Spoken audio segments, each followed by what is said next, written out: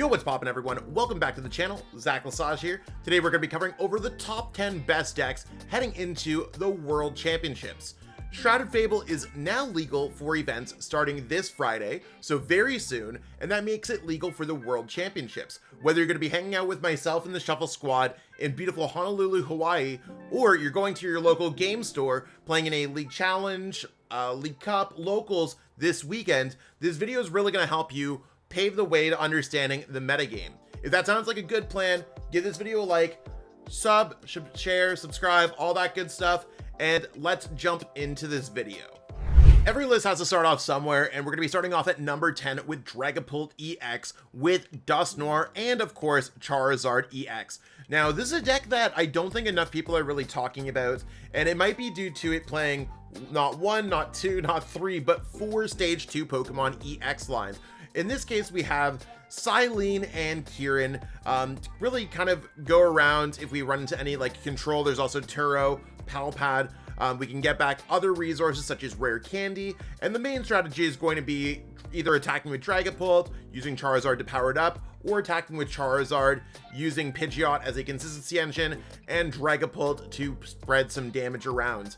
I think a deck like this has a lot of answers to the metagame if it sets up. If you run into a Regidrago, or if you run into just like any deck that like knocks you off your feet turn 1 or turn 2, you could really be in a tough spot. If you get past those early turns of setup and you're able to make it across, I think Dragapult, Charizard, Pidgeot, Dusknoir has a fantastic matchup spread and really can put a lot of pressure onto some decks in this metagame while having answers to control and some other decks that might be a little bit lower down this list. I do want to note that all these lists are available in the pinned comment in the description. Might not necessarily be up day one, just with premieres and stuff like that, but it does go up within 48 hours of the video being posted most of the time, and you can copy and paste those right into PTCG Live. That being said, we got a long list to cover, so let's just start running through them.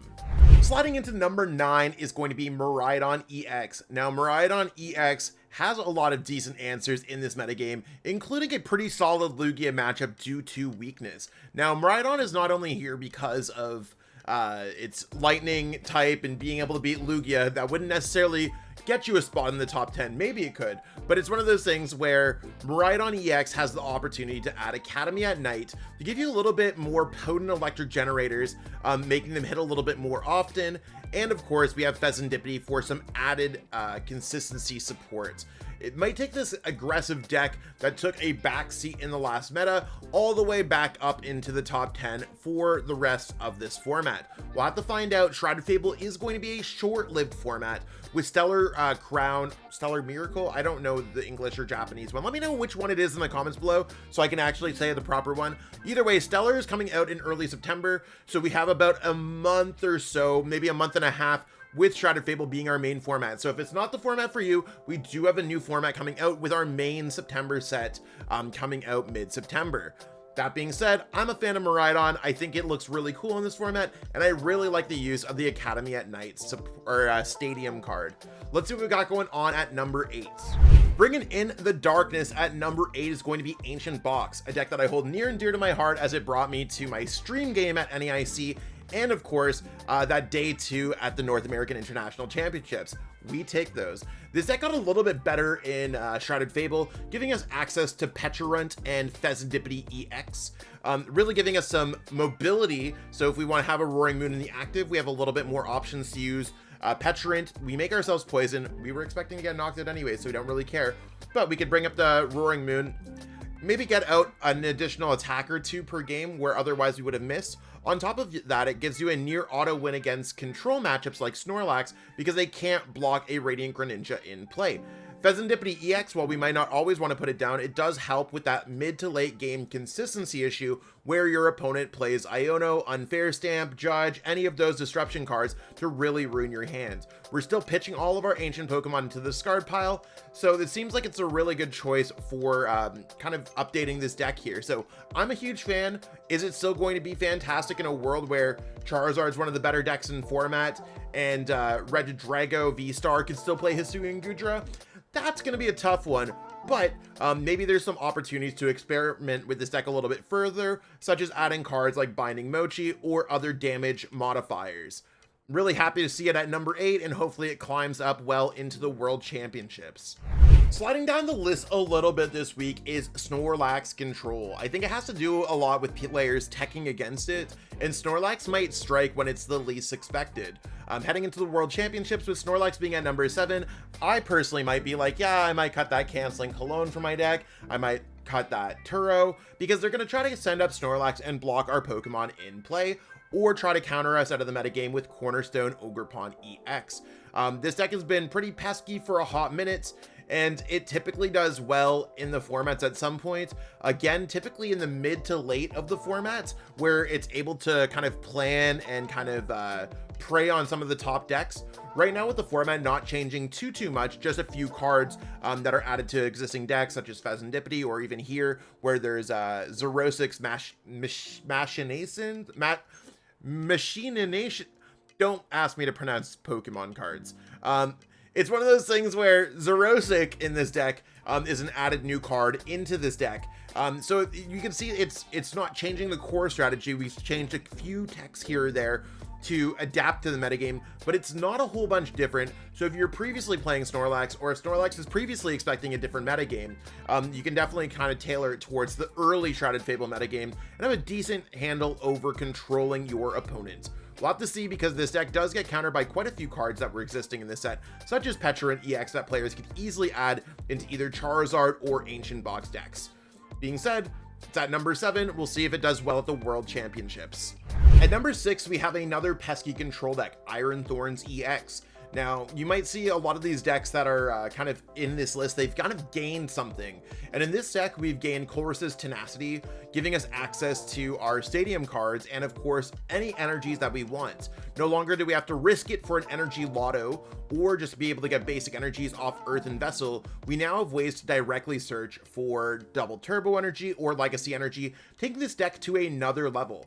I think Iron Thorns EX is really one of those decks where if you hit the right matchups and your opponent's not well prepared for them, you are probably winning, because you can shut off all those rule box abilities, excluding future Pokemon. So I think Iron Thorns EX, really interesting choice heading into the World Championships. It might be basic, but that just means that every action that you make is weighted a little bit heavier. It might be easy to boss up some Pokemon, but which Pokemon should you absolutely boss up? There's a correct way to move your energies from Pokemon to Pokemon.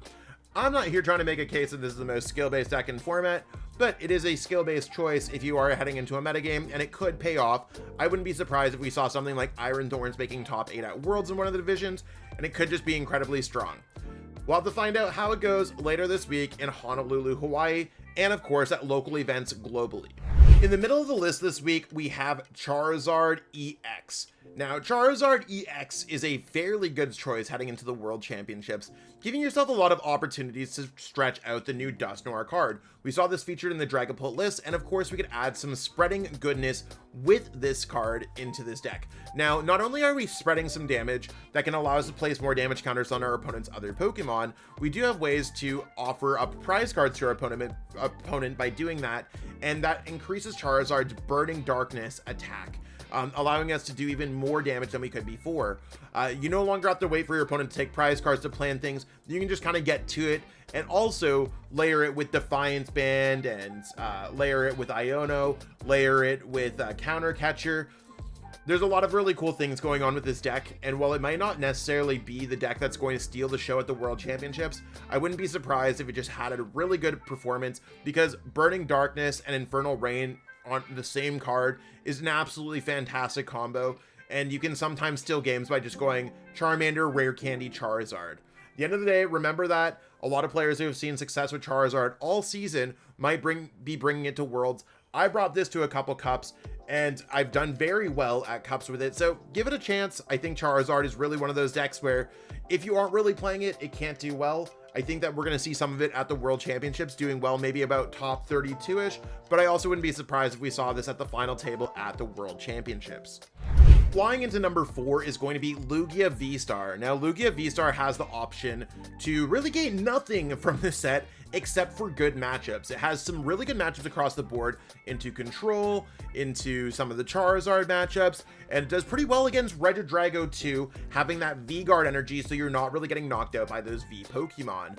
One might be a little bit low on the V-Guard energies, but I think that's enough right now. I could see it getting cut down or being added to number 2 if we were to find space for something else. Jamming Tower is great for Gardevoir EX decks that might see some success, and the rest of the list is looking pretty normal across the board. Just having some options to use Iron Hands to knock out single prize card Pokemon, or of course, using Chinchino to knock out whatever you like. To me, I think the more basic a Lugia list looks, the better it is, and it just allows you to play the deck properly with some sequencing. So it's one of those decks where if you're a Lugia fan, or if you're looking to have a solid run at Worlds, if you're able to get those turn 2 Lugia V-Stars off, that's 100% the way that I'd be playing it. Having a solid matchup into a lot of the metagame and really seeing how it goes. Being said, Lugia is at number 4. We'll have to see how it does at the World Championships later this week. Raging into our number 3 spot is going to be Dragapult EX, something that I didn't necessarily expect when I first saw this format, considering it's only gained a Night Stretcher and Pheasantipity EX. However, the aggressiveness of this deck into a lot of other decks is completely fantastic, and of course, it's Raging Bolts. You can knock out some really important matchups in the format, such as Regidrago, and have a very favorable matchup against those. Sometimes matchups is all you need, and I've seen Raging Bolt absolutely crush some things all the way to the top. Really beyond the Pheasantipity and Night Stretcher, the only card that I've added is Judge over Iono, so that you can disrupt your opponent with those counter catchers and other things. I have to give a shout out to my friends out here in Montreal. Joe played it at a League Cup, Joe Holland that is, and won the League Cup playing Judge in the Raging Bolt list, really allowing it to kind of take some new wings into this format. So really excited to include that into my list. And if I'm gonna have this deck packed for the World Championships, this 60 I might adjust it a little bit, but right now I think it's an absolutely incredible choice for the World Championships, especially if you're a fan of aggressive decks. And again, shout out to Joe on his recent League Cup win and the inclusion of Judge in his list. Our number 2 deck of this list is going to be Gardevoir EX with Monkey Dory. Now, Gardevoir EX, like many other decks, hasn't really gained too much, but it has gained Night Stretcher, which can allow you to get back that Drifloon or that Screamtail or whatever you really need once it gets knocked out, and instantly getting it back. Additionally, you can grab an energy if you think that's any better, so it might just be that glue that allows this deck to Arven it or naturally get it to make things a little bit more instant going forward. Gardevoir EX is kind of long had a stranglehold on the metagame, being one of the absolute best decks for pretty much since it came out in Scarlet Violet, and most recently taking 6 out of the 8 spots at the North American International Championships. A lot of players are a little bit worried about how this deck might handle into Regidrago with the new Kyurem tech, but that's just kind of the thing. Gardevoir typically finds a way around that, and maybe the Mimikyu Klefki combo or even Fluttermane can slow that deck down enough to kind of jump back. And pairing anything that kind of slows your opponent down with Unfair Stamped, Counter Catcher, and all that stuff can really make a difference. Being said, are we going to see Gardevoir in the top 8 of Worlds? I would pretty much say yes. I think a lot of top players are bringing Gardevoir to the World Championships. So if you're not prepared for Gardevoir, it's definitely a matchup to test out. And if you haven't really been playing this deck, now would be a great time to start. That being said, we're about to enter into our number 1 deck. Again, remember to like this video, share, comment, and subscribe. And of course, let me know in the comments which deck you're the most excited to play with in the Shrouded Fable formats. If you need any of the cards for the decks in these videos, or any cards at all, be sure to check out our sponsors at Kayfabe Cards, PTCGL Store, GameStop, and the Shuffle Squad website. Let's jump into that number 1 pick. Here we have it. The number 1 deck heading into the World Championships is Regidrago VSTAR. Now, when it comes to decks that have gained a lot, Regidrago gained a lot in the terms of it gets a new attacker in the form of Kyurem. Now, my list being a little bit more uncommon, I also have Haxorus, and I've recently covered this over in the Regidrago video, and of course, my recent masterclass for this deck. If there's anything that you need, whatever, totally shoot me a DM, but right now, I think Haxorus great at hitting 230 damage to knock out some Teal Mask Ogre Pawns, knocking out some just whatever that you can't knock out with a Hisuian Gudra, on top of being able to OHKO some Pokemon with special energies, including a Lugia if they don't have Mist Energy or if they're Temple of Sinnoh. I also cut the Radiant Charizard for a Radiant Gardevoir, giving us an answer towards the mirror matchup. I've had to cut a little bit more, since we don't have Charizard anymore, we're going to be cutting a Fire Energy for that. But we have replaced it with like a Night Stretcher, giving ourselves a lot of mobility. This is the deck that if it sets up, it has answers for pretty much every single other deck except maybe Raging Bolt, just due to their pure speed. Radiant Charizard would make that matchup a little bit better, but it's probably still not good. Across the board, Regidrago has gained the most, but it also has the most to lose, as decks are eyeing it up and being like, how are we going to beat it? So if you're heading to the World Championships, make sure you're prepared against Regidrago VSTAR. Might not be the deck that you want to lose against, as I expect many players are going to be bringing this from all around the world. That being said, it's one of my top choices for Worlds, so we'll see how it goes if I do end up choosing this deck. Let's see how the rest of the metagame works out, and I'll be sure to cover that when I come back from my trip. Let me close things out. And there we have it. We have Regidrago VSTAR as the best deck in format. Now, when I say best deck, it means that it's been doing really well at online tournaments so far, some local, unofficial events, and right now, it might be the deck that gets countered at the World Championships. It's kind of hard to counter some of these decks when it comes down to it, but Raging Bolt seems like a good choice, Lugia is a great middle ground, and you can see the rest of the list, how they might fit in. Even if a deck's not on this list, it doesn't mean it's a bad play. Sometimes I will play decks in the top 20, the top 25 to League Challenges, League Cups. I mean, I've seen some successes this year winning League Challenges, seeing success in other tournaments. Sometimes it just takes knowledge of your local metagame. When it comes to these bigger tournaments, you got to prepare for a lot more generalized metagame. So that's why some of these decks might be placed differently than you might see elsewhere. That being said, I gotta travel. I mean, by the time you watch this video, I'm already gonna be at Worlds checking in. But otherwise, I'm heading out to Hawaii tomorrow, so I'm hoping that it's a smooth, easy process. It's a long flight all the way from Montreal, and I'm really excited to be attending this event, and absolutely ecstatic to. I don't remember my last time that I didn't make Worlds, but it's been like at least a decade plus of me getting consecutive World invites at this stage. So I'm really excited to be playing in another World Championships. I appreciate every single person who's tuned in watching these videos, and I will catch all you back, hopefully with a World Championship trophy or a story to tell you about my bad beats. Either way, have a great one, peace out, and have an amazing rest of your week. Want to support the Shuffle Squad? Be sure to check out all of our sponsors in the description to pick up Pokemon TCG singles, sealed, and PTCG live codes.